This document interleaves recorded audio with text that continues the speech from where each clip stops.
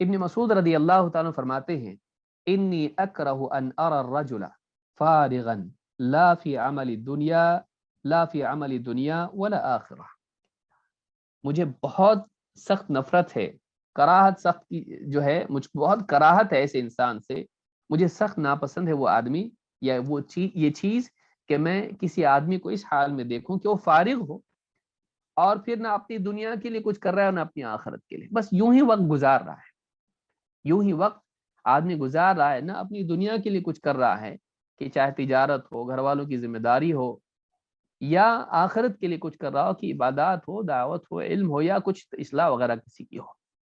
تو ایک آدمی یوں ہی فارغ وقت اس کے پاس اور گزار دے، نہ عمل دنیا کا کرے نہ آخرت کا۔